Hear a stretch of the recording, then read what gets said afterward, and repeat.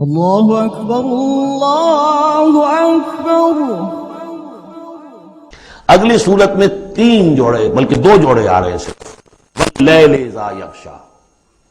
قسم ہے رات کی جبکہ وہ ڈھانپ لیتی ہے۔ والنہار اذا تجلی، قسم ہے دن کی جبکہ وہ روشن ہو جاتا ہے۔ اسی طریقے سے مرد اور عورت اگر یہ فرق نہ ہو تو اولاد کیسے ہو، آگے نسل کیسے چلے؟ تو تضادات میں بھی توافق ہے یہاں، اگرچہ بعض چیزیں بظاہر متضاد ہیں لیکن ان میں توافق ہے۔ اللہ تعالیٰ نے اسی لیے پیدا کیا، لیکن ساتھ ہی یہ بتا دیا کہ جیسے یہ تضادات تمہیں نظر آ رہے ہیں واضح طور پر، دن اور رات، نر اور مادہ، ایسے ہی ان سعیکم لشتی، تمہاری جو سعی ہے، محنت ہے، بھاگ دوڑ ہے، وہ تو سب کر رہے ہیں۔ وہ تو کل ہم پڑھ چکے سورہ بلد میں، لقد خلقنا الانسان فی کبد، ہم نے تمام انسانوں کو مشقت میں پیدا کیا۔ مشقت انسان کا مقدر ہے، محنت کرنی ہے، جد و جہد کرنی ہے، معاشی جد و جہد ہے، اور بھی جو ہے پھر اولاد کا پالنا ہے۔ لا اقسم بہذا البلد وانت حل بہذا البلد، کسی کا کوئی نظریہ بھی بن گیا ہے، کوئی آئیڈیل بھی ہے، کسی آئیڈیالوجی کا ماننے والا ہے، اب اس پر اس کا بوجھ ہے کہ اس آئیڈیالوجی کو پروموٹ کرے، اس نظریے کو پھیلائے، اور پھر یہ کہ اس نظام کو قائم کرنے کے لیے تن من دھن لگائے۔ تو کتنے بوجھ ہیں انسانوں پر، پھر کتنے صدمے انسان اٹھاتا ہے۔ تو فرمایا کہ لا اقسم بہذا البلد وانت حل بہذا البلد ووالد وما ولد لقد خلقنا الانسان فی کبد، مشقت تو ہر ایک کو کرنی ہے، لیکن جو نتیجے نکلتے ہیں مشقت کے وہ بالکل برعکس ہے، رات اور دن کا سا تضاد ہے ان میں۔ ان سعیکم لشتی، کوئی شخص اس محنت کے نتیجے میں اپنے آپ کو جنت کا مستحق بنا لیتا ہے، کوئی شخص اسی محنت کے نتیجے میں اپنے آپ کو دوزخ کا مستحق بنا لیتا ہے، راستے جدا ہو جاتے ہیں۔ اس کی بڑی پیاری تشریح ایک حدیث میں آئی ہے، حضور نے فرمایا کل نفس یغدو، ہر جان جو ہے صبح جب ہوتی ہے ہر انسان کی، فبائع نفسها، پھر یہ کہ وہ اپنے نفس کو بیچتا۔ اب کوئی دفتر جا رہا ہے اپنی صلاحیت بیچ رہا ہے، کوئی بیچارہ وہ چونکہ اور کچھ نہیں سیکھ سکا تھا، اینٹیں ڈھو رہا ہے، تعمیر کا جہاں ہو رہی ہے، کوئی کسی چلا رہا ہے، کوئی ہل چلا رہا ہے، کسی کی مشقت، کوئی اپنی جسمانی جو قوت ہے وہ بیچ رہا ہے، کوئی اپنی ذہنی صلاحیت، اپنی ایکسپرٹیز، ڈاکٹر ہے اس نے بڑی مشکل سے فن حاصل کیا ہے، وہ بیٹھ کے فیس لے رہا ہے لیکن بیچ رہا ہے اپنے آپ کو، اپنا وقت بیچ رہا ہے۔ تو کل نفس یغدو فبائع نفسہ فموتقھا وموبقھا، دن بھر کی محنت کر کے شخص ایک وہ شخص ہے جس نے حلال کو پیش نظر رکھا، حرام سے بچا، جھوٹ نہیں بولا، کسی کو دھوکہ نہیں دیا، کسی کے ساتھ جو ہے بے ایمانی نہیں کی، وہ شام کو آئے گا تو مشقت تو اس نے بھی کی ہے لیکن یہ لے کر آئے گا اللہ کی رحمت۔ دوسرا شخص مشقت اس نے بھی کی ہے، کہیں کم تول دیا تھا، کہیں کم ماپ دیا تھا، کہیں جھوٹ بول دیا تھا، کہیں کسی کی حق تلفی کی تھی، کہیں کسی کی عزت نفس پر حملہ کر دیا تھا، وہ مشقت بھی کر کے آئے گا اور شام کو جہنم کی گٹھڑی لے کر آئے گا اپنے کندھے پر، یا وہ نفس کو جہنم سے آزاد کرا کے آیا شام کو، اور یا وہ شام کو جہنم کے عذاب کی ایک گٹھڑی لے آیا ہے۔ تو کل نفس یغدو فبائع نفسہ فموتقھا وموبقھا۔ اب وہ بات ہے، اب یہ اس اعتبار سے سمجھ لیجئے کہ میرے نزدیک قرآن مجید کی اہم ترین یہ صورت ہے۔ ایک راستہ ہے، اس کے 3 اوصاف بیان کیے ہیں، اگر یہ 3 اوصاف ہوں گے تو خیر کے راستے پر آدمی بڑھتا چلا جائے گا، اور اگر اس کے برعکس 3 صلاحیتیں ہوں گی تو انسان گرتا چلا جائے گا، شر کی طرف جو ہے وہ اس کا قدم آگے سے آگے بڑھتا چلا جائے گا۔ پہلے 3 اوصاف کون سے ہیں؟ واللیل اذا یغشا والنہار اذا تجلی وما خلق الذکر والانثی ان سعیکم لشتی فاما من اعطی واتقی وصدق بالحسنی، جس شخص میں عطا ہے، جود ہے، سخاوت ہے، کسی کو بھوکا دیکھے تو اگر 1 روٹی ہے تو اس کو بھی بانٹ کر کھا سکے، کسی کو تکلیف میں دیکھے تو اگر اس کے پاس کوئی ہے ایسی چیز جس سے کہ اس کی تکلیف وہ رفع کر سکتا ہو تو دریغ نہ کرے، یہ عطا ہے، جود، عطا، سخاوت۔ فاما من اعطا، پہلی شرط یہ ہے، کیونکہ ہم سورہ بلد میں بھی دیکھا ہے کہ وہ جو گھاٹی ہے جس سے گزرنا مشکل ہے، فلقتحم العقبہ، وہ کون سی گھاٹی تھی؟ فک رقبۃ او اطعام فی یوم ذی مسغبۃ یتیما ذا مقربۃ او مسکینا ذا متربہ ثم کان من الذین آمنوا وتواصوا بالصبر وتواصوا بالمرحمہ۔ اس گھاٹی کو عبور کر کے اگر اہل ایمان میں شامل ہوگا تو ابو بکر صدیق بنے گا، عمر فاروق بنے گا، عثمان غنی بنے گا، اور اس گھاٹی کو عبور کیے بغیر کسی وجہ سے اسلام لے آیا عبداللہ ابن ابی بن جائے گا۔ اگرچہ اس نے بھی کلمہ پڑھا ہے، اس نے بھی کہا ہے اشہد ان لا الہ الا اللہ واشہد ان محمد رسول اللہ، اور وہی کلمہ پڑھا ہے ابو بکر نے اور عمر نے اور عثمان نے اور علی رضی اللہ تعالیٰ عنہ۔ لیکن فرق کیا ہے؟ یہ زمین کچھ اور تھی جس میں بیج پڑا ہے، وہ زمین کچھ اور تھی جس میں بیج پڑا ہے، اس زمین میں ہل چل چکا تھا۔ تو فرمایا کہ پہلی شے کیا ہے، اور یہ آیت ہم پڑھ چکے ہیں، چوتھے پارے کی پہلی آیت، لن تنالوا البر حتى تنفقوا مما تحبون، تم نیکی کے مقام تک رسائی حاصل نہیں کر سکتے جب تک کہ خرچ نہ کر سکو اللہ کے لیے اور اللہ کی مخلوق کے لیے، اور وہ چیز کہ جو تمہیں پسند ہو۔ یہ نہیں کہ جو اذکار رفتہ ہو گئی، بیکار ہو گئی، پرانی ہو گئی، دل سے اتر گئی، وہ دے دیا اور پھر سمجھا کہ ہم نے حاتم طائی کی قبر کو لات مار دی ہے، یہ نہیں۔ مما تحبون، نیکی کی گرد کو نہیں پہنچ سکتے، لن تنالوا البر حتى تنفقوا مما تحبون۔ تو پہلی شرط ہے اعطاء، دوسرا ہے واتقا۔ واتقا کیا ہے؟ وہی اخلاقی حس جو ہے وہ اگر بیدار ہے، نتیجہ کیا نکلے گا کہ وہ پھر نیکی کرنا چاہے گا، بدی سے بچے گا۔ وہی فَأَلْهَمَهَا فُجُورَهَا وَتَقْوَاهَا، اگر یہ حس مر نہیں گئی ہے، یہ دفن نہیں ہو گئی ہے، اس کے اوپر حوث جو ہے اس کا غلبہ نہیں ہو گیا ہے، کوئی اور غلط جو ہے انسان کا رجحان اس نے اسے دبا کر نہیں رکھ دیا ہے، تو تقا اس کے اندر ہوگا، ذرا میں کسی کا دل نہ دکھا دوں، میں کسی کا حق نہ مار لوں، اس کے اندر ایک احساس ذمہ داری جو ہے وہ موجود رہے گا۔ اور تیسری شرط وَصَدَّقَ بِالْحُسْنَى، جو بھی اچھی بات اس کے سامنے رکھی جائے اور اس کا دل گواہی دے دے کہ ہاں بات ٹھیک ہے، فوراً قبول کرے، تصدیق کرے۔ اس وقت یہ نہ کرے کہ یہ میں اگر مان لوں گا تو فلاں چیز چھوڑنی پڑ جائے گی، یہ اگر مان لوں گا تو فلاں کام کرنا پڑ جائے گا، یہ اگر مان لوں گا تو فلاں شخص ناراض ہو جائے گا، یہ اگر مان لوں گا تو مجھے یہ نقصان ہو جائے گا۔ اگر یہ سوچ کر رک گیا تو فیل ہو جائے گا۔ بلکہ یہ کہ جب دل نے گواہی دے دی کہ ہاں ٹھیک ہے، حق ہے، صحیح ہے، فوراً کہو دیکھیے جی آپ کی یہ بات، یعنی اس کو سمجھیے پریکٹیکلی، اگر آپ کسی بحثی میں بھی مبتلا ہو گئے کسی کے ساتھ،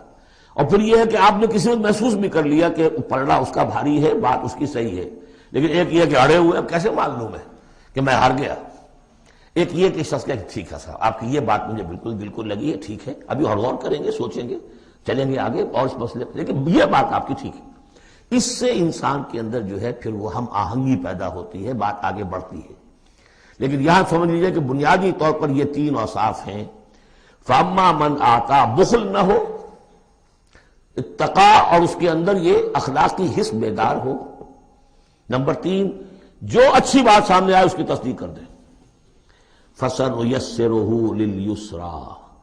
تو ہوتے ہوتے ہم آسانی سے، اب یہ لفظ بھی آ چکا تھا سورہ علق میں، وَنُيَسِّرُكَ لِلْيُسْرَى، میں نے کہا تھا اس لفظ کو یہاں نوٹ کر لیجئے اور یہیں سے یہ بات آگے کھلے گی۔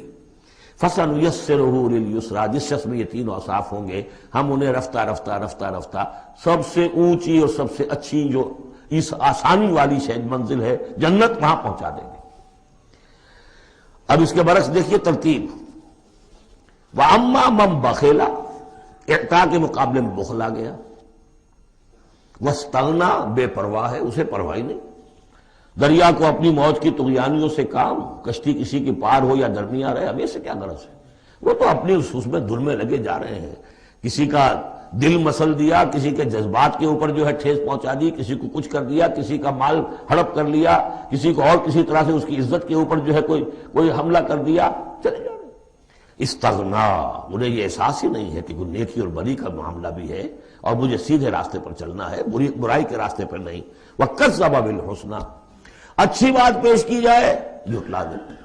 دل گواہی دے چکا ہے کہ بات اچھی ہے لیکن پھر جھٹلا دے، کسی تعصب کی وجہ سے، کسی ضد کی وجہ سے، تکبر کی وجہ سے، ہٹ دھرمی کی وجہ سے، فَسَنُيَسِّرُهُ لِلْعُسْرَىٰ، تو ایسے شخص کو ہم آہستہ آہستہ تدریجاً سب سے بڑی مشکل یعنی جہنم میں پہنچا دیں گے۔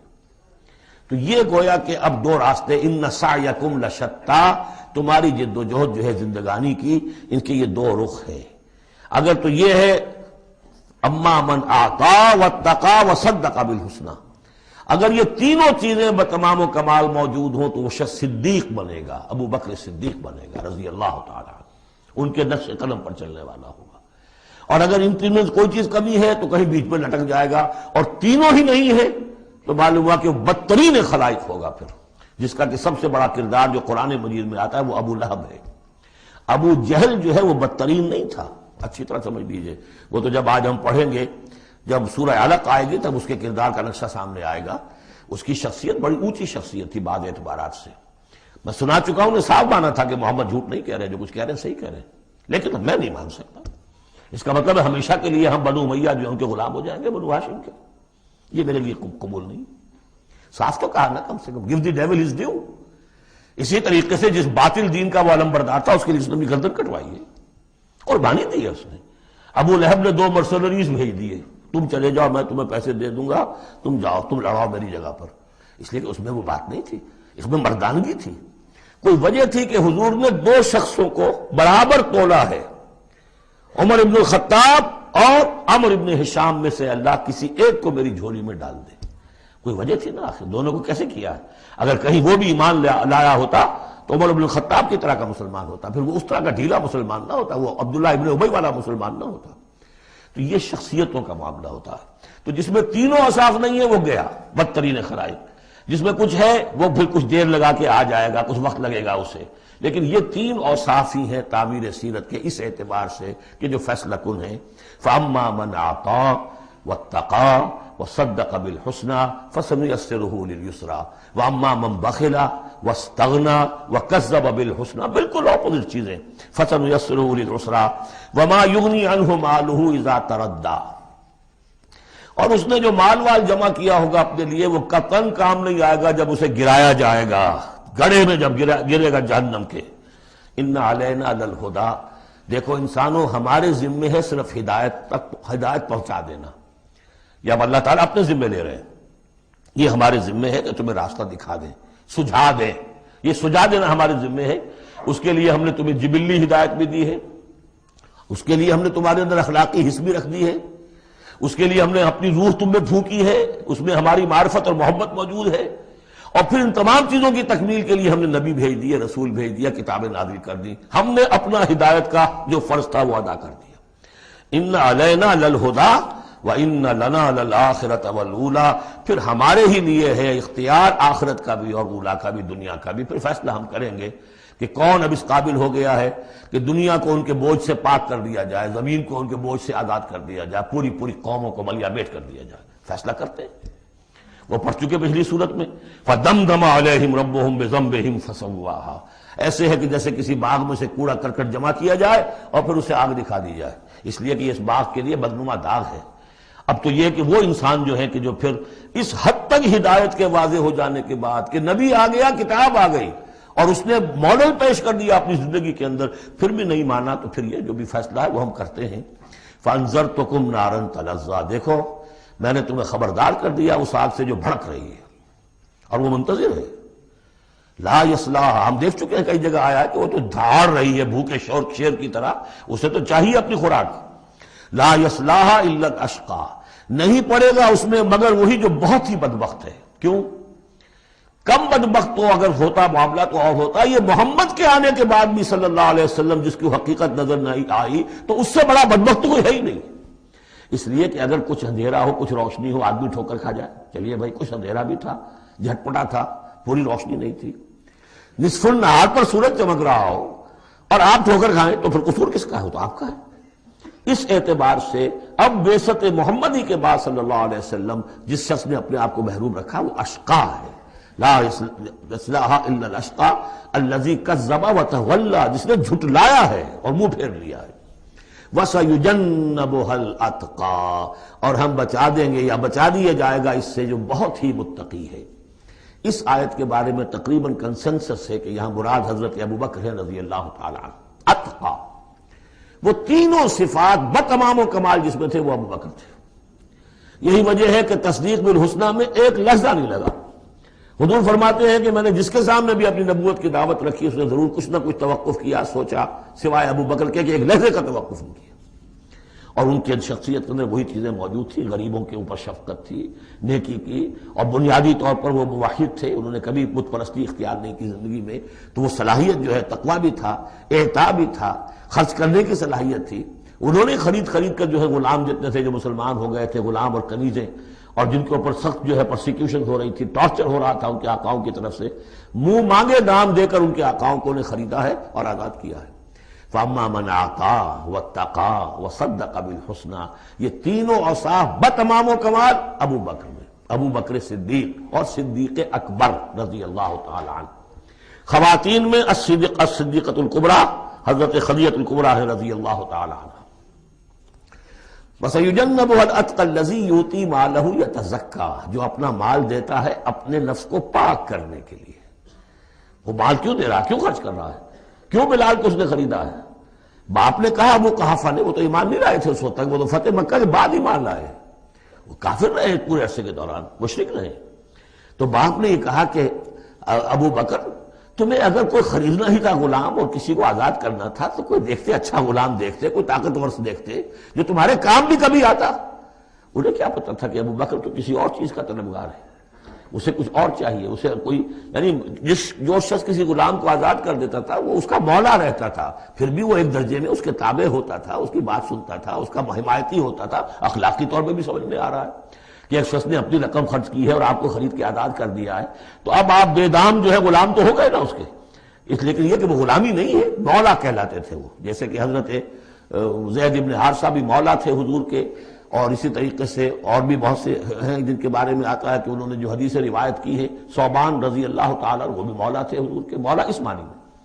تو فرمایا کہ تم نے یہ کیا کیا، کس کو تم نے خریدا اور اتنی بڑی رقم دے دی؟ جو مانگا امیہ ابن خلف نے وہ بھی حیران رہ گیا، ٹھیک ہے لو، اس لیے کہ انہیں تو ابو بکر کو چھڑانا ہے اس پرسیکیوشن سے۔ الذی یؤتی مالہ یتزکیٰ وما لأحد عندہ من نعمت تجزیٰ، اور ایسا نہیں ہے کہ کسی اور کا اس پر کوئی احسان ہو جس کا وہ بدلہ چکا رہا ہو، نہیں، الا ابتغاء وجہ ربہ الاعلیٰ، صرف اپنے بلند و بالا پروردگار کی رضا جوئی کے لیے وہ خرچ کر رہا ہے۔ وَلَسَوْفَ يَرْضَىٰ، اور وہ ان قریب راضی ہو جائے گا۔ یہ ان قریب راضی ہو جائے گا کون؟ اللہ بھی راضی ہو جائے گا اور ابو بکر بھی راضی ہو جائیں گے۔ رضی اللہ عنہ ورضوا عنہ، جیسے ہم خطبے میں بھی کہتے ہیں رضی اللہ تعالی عنہ وارضاہم، اللہ تعالیٰ بھی راضی ہو جائے ان سے اور اللہ ان کو راضی بھی کر دے، ان کو بھی اتنا اجر و ثواب دے۔ وَلَسَوْفَ يَرْضَىٰ، اور میرے نزدیک یہاں مراد حضرت ابو بکر ہے، اس کا میں ثبوت آپ کو اگلی صورت میں دوں گا۔ اب دیکھیے پہلی صورت میں آیا تھا قد افلح من زکاہا وقد خاب من دساہا، 8 آیتیں تھیں، وہ تھیں قسموں پر مشتمل، لیکن اصل مضمون کیا تھا؟ نفس انسانی میں نیکی اور بدی کا شعور ودیت کر دیا ہم نے۔ اب جس نے اس کو بنا لیا، سنوار لیا، وہ کامیاب، جس نے اس کو دبا دیا، مٹی میں دفن کر دیا، وہ ناکام۔ اگلی صورت میں آگے راستہ بتا دیا، سنوارنے کا راستہ کیا ہے؟ اعطاء، تقوی، تصدیق بالحسنہ، ان عادتوں کو کلٹیویٹ کرو اپنے اندر، تو یہ راستہ جو ہے تمہارا جائے گا صدیقیت کی طرف اور اللہ تعالیٰ کی رضا کی طرف۔ اس کے برعکس اوصاف بخل، استغنا، پرواہ نہیں، کیا خیر کیا شر کوئی پرواہ نہیں، اپنی خواہشات کو پورا کرنا ہے، اپنی اشتہا جو ہے اس کو شہوت کو پورا کرنا ہے، حرام سے حلال سے اسے کوئی بحث نہیں، اور یہ کہ بات سچی آئی، اچھی آئی اور دل نے گواہی دے دی پھر بھی اس کو رد کر دیا، تو وہ دوسری منزل پہ نکل جاؤ گے۔ اب یہ جو پہلی منزل تھی اس کا نقطہ عروج کون ہے؟ ایک تو ابو بکر آ گئے اس میں، اور ان سے بلندتر رتبہ کس کا ہے؟ محمد الرسول اللہ صلی اللہ علیہ وسلم، معراج انسانیت۔ حي على الفلاح